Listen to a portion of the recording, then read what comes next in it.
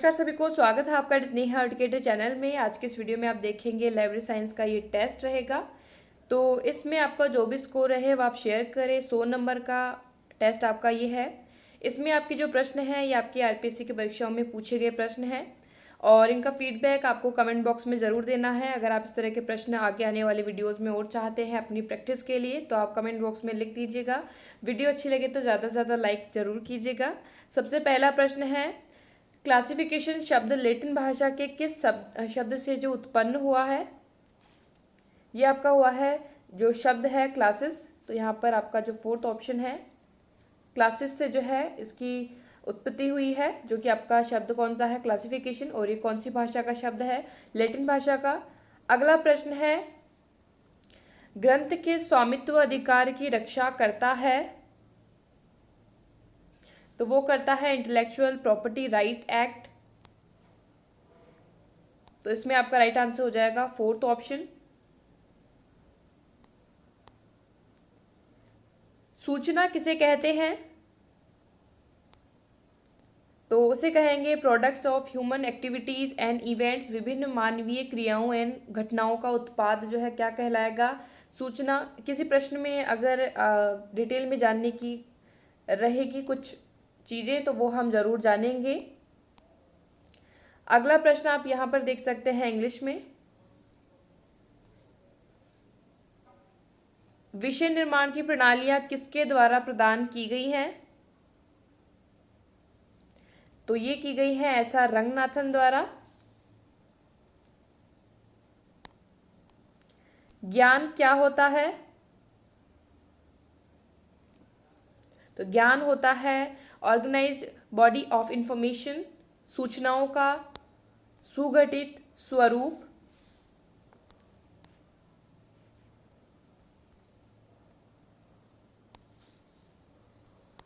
अगला प्रश्न है, बायोकेमिस्ट्री विषय निर्माण की किस विधि द्वारा निर्मित विषय का उदाहरण है? तो ये है फ्यूजन या फिर कहेंगे विलियन।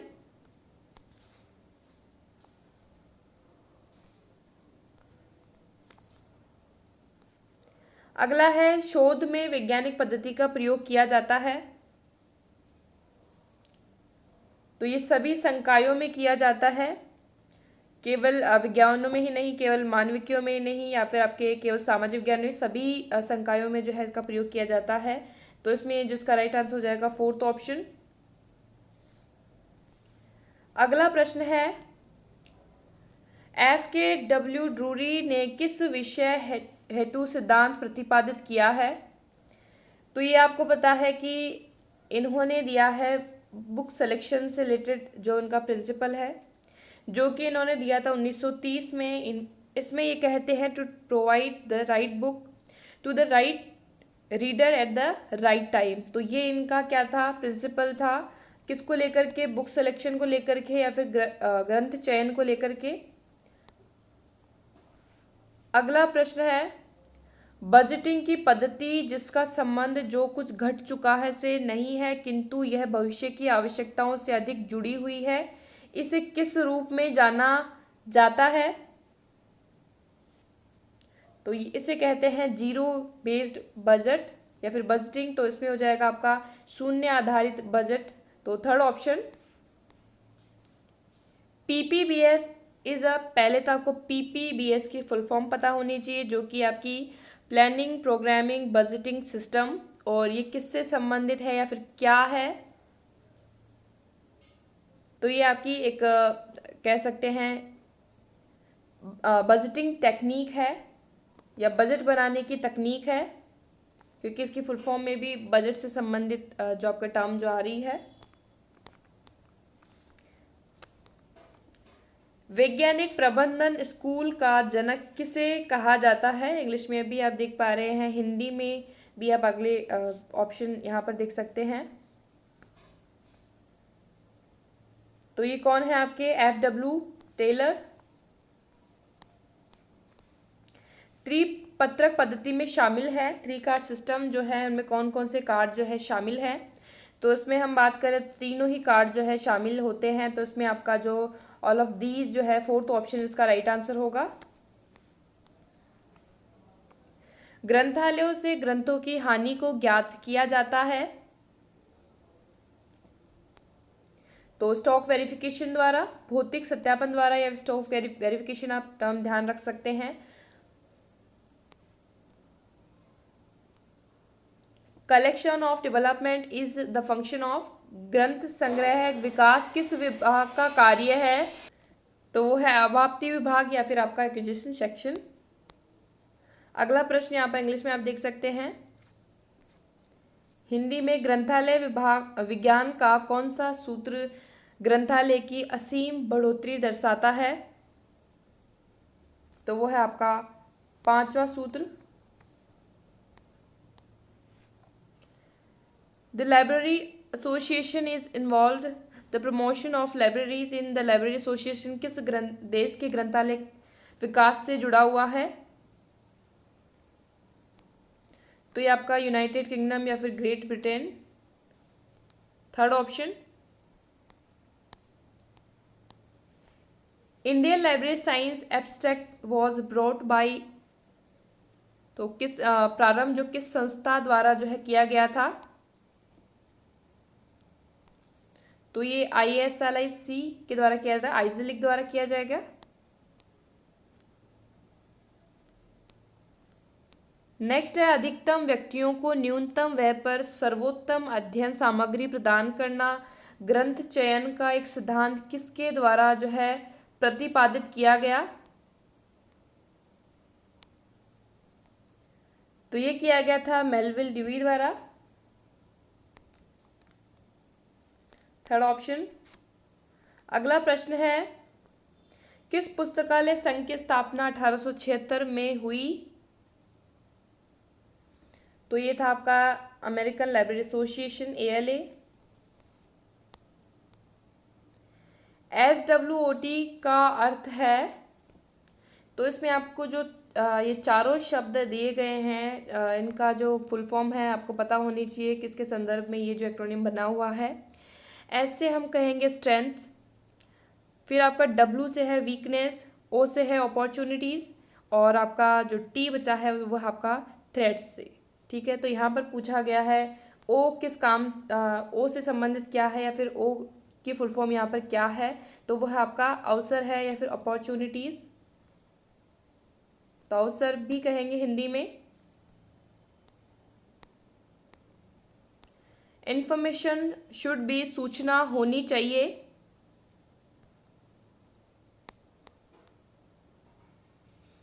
तो इसमें होनी चाहिए विश्वसनीय, संपूर्ण और उचित समय पर, तो इसमें हो जाएगा आपका फोर्थ ऑप्शन राइट आंसर।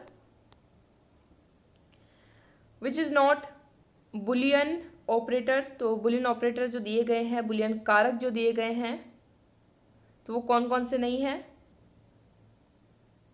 तो यहाँ पर अगर हम बात करें पहला ऑप्शन जो यहाँ पर दिया गया है ट्रंकेटेड, जो आपका नहीं है, तो इसमें और एंड नॉट, तो ये सभी आपके क्या हैं, बुलियन कारक हैं, आपका फर्स्ट ऑप्शन जो है नहीं है, तो इसमें राइट आंसर हो जाएगा फर्स्ट ऑप्शन। अगला प्रश्न है, निधानियों पर ग्रंथों की व्यवस्था का सबसे अधिक उपयुक्त तरीका है, तो वो होगा विषय के अनुसार या फिर बाय सब्जेक्ट, तो इसमें हो जाएगा आपका थर्ड ऑप्शन राइट आंसर। अगला प्रश्न है, ज्ञान जगत का वह भाग जिसका विस्तारण एवं गहनता विषय विचार के बराबर होता है उसे कहते हैं, स्पेसिफिक सब्जेक्ट, विशिष्ट विषय। अगला प्रश्न है, वह अंतर्राष्ट्रीय मान्यता प्राप्त संख्या जो पुस्तक को दी जाती है वह कहलाती है, तो वह कहलाती है ISBN। तो ISBN की फुल फॉर्म भी आपको पता होनी चाहिए, इससे संबंधित प्रश्न आपको देखने को मिलेगा, तो वो होती है इंटरनेशनल स्टैंडर्ड बुक नंबर, और इसमें जो नंबर ऑफ डिजिट जो इसमें होती है वो कितनी होती है, 13 यहाँ पर होती है। अगला है, ये आप इंग्लिश में देख सकते हैं, और फिर आपका हिंदी में जो प्रश्न है, DDC का जो 23वां एडिशन है में प्रयुक्त वाक्यांश सामान्य एकल का समतुल्य पद है, मानक उपविभाजन। अगला है in UDC the common isolate are called as, UDC में सामान्य एकलों को कहा जाता है, तो ये कहा जाता है कॉमन ऑक्सिलरी टेबल्स। तो इसमें हो जाएगा आपका सेकंड ऑप्शन राइट आंसर। ग्रंथ सहयोग का सबसे प्राचीन रूप है, तो सबसे प्राचीन यहाँ पर क्या हो जाएगा, वो है आपका इंटर लाइब्रेरी लोन, अंतः ग्रंथालय ऋण, इनमें से। तो फोर्थ ऑप्शन इसका राइट आंसर होगा। अगला प्रश्न है ISBN, जो हमने जो देखा उसका आपको फुल फॉर्म यहाँ पर पूछा गया है, तो क्या हो जाएगा, इंटरनेशनल स्टैंडर्ड बुक नंबर, यहाँ पर इसका राइट आंसर होगा। तो ये आपका थर्ड ऑप्शन में जो दिया गया है। अगला प्रश्न है इंडियन साइंस एब्स्ट्रैक्ट का प्रकाशन किया, तो किसके द्वारा किया जाता है, तो ये निस्केयर या इंस्टॉक द्वारा किया जाता है, INS स्टॉक द्वारा। तो सेकंड ऑप्शन इसका राइट आंसर है। अगला प्रश्न है कैलिपनेट को बनाने का संभावित प्रतिवेदन किस संघ ने जो है तैयार किया, तो निस्सेट ने किया था, ये सेकंड ऑप्शन। अगला है सूचना प्रबंध प्रणाली द्वारा सूचना प्रदान की जाती है, तो डिसीजन मेकिंग के लिए, तो ये हो जाएगा आपका निर्णय करने के लिए। प्रलेखों को 3 श्रेणियों में किसने विभक्त किया है, प्राथमिक, द्वितीयक और तृतीयक, प्राइमरी, सेकेंडरी और टर्शियरी, तो इसमें कौन सा जो है इसका राइट आंसर होगा, तो यहाँ पर हो जाएगा ग्रोगन। ये अच्छा प्रश्न है। अगला प्रश्न जो है ग्रंथों को क्रय किए जाने पर क्या हो जाने के बाद भुगतान जो है किया जाता है, तो असेशनिंग ऑफ डॉक्यूमेंट्स, ग्रंथों के परिग्रहण के बाद जो है भुगतान किया जाता है, तो यहाँ पर हो जाएगा आपका फोर्थ ऑप्शन। अगला प्रश्न आपका डिलीट हो चुका है। वर्गीकरण पद्धति के प्रणेता को क्या कहा जाता है, तो क्लासिफिकेनिस्ट, थर्ड ऑप्शन। अगला है आपका ACR सेकंड के अनुसार अनाम ग्रंथों को निम्नलिखित में किसके अंतर्गत प्रविष्ट किया जाएगा, तो ये किया जाएगा टाइटल के अंदर, तो ये हो जाएगा आपका फर्स्ट ऑप्शन आख्या, तो उसको आप इंग्लिश में भी देख सकते हैं टाइटल। अगला है CCC में एडिटर ऑफ सीरीज एंट्री कहलाती है, तो ये कहलाएगी क्रॉस रेफरेंस इंडेक्स एंट्री, नामांतर निर्देशित संलेख। लिब्रामेंट्री शब्द का प्रथम निर्माण किसने किया था, SR रंगनाथन ने। शोध रूपरेखा का संबंध है, शोध रूपरेखा का, तो ये है आपका शोध का ब्लूप्रिंट तैयार करना।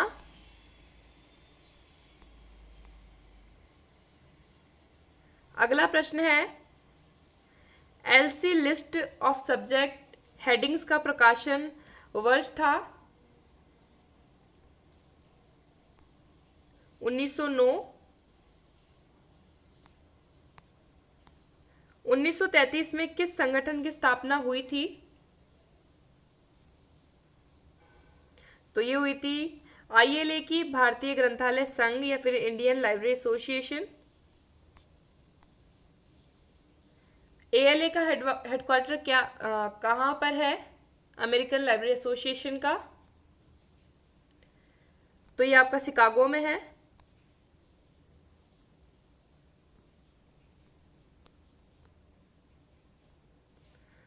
अगला प्रश्न है प्रभावशाली बहुउपयोगी उपकरण के रूप में किस शोध में अपनाई जाती है, तो सर्वे रिसर्च में। CCF का प्रथम संस्करण किस वर्ष में प्रकाशित हुआ था,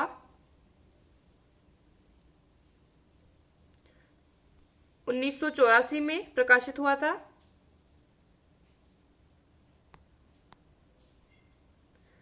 वह पद्धति जिसमें ग्रंथ की मुख्य संलेख एवं सहायक संलेखों में समान सूचना दी जाती है, तो वो है आपकी यूनिट कार्ड सिस्टम, एकल पत्रक प्रणाली। AACR में GMD का प्रयोग किया जाता है।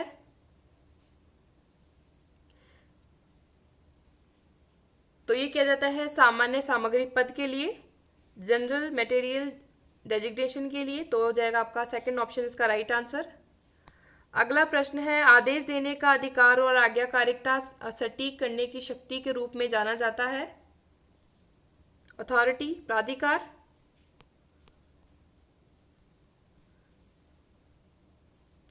ग्रंथालय की सूचना पद्धति की राष्ट्रीय नीति 1986 के चेयरमैन कौन थे? DP चट्टोपाध्याय।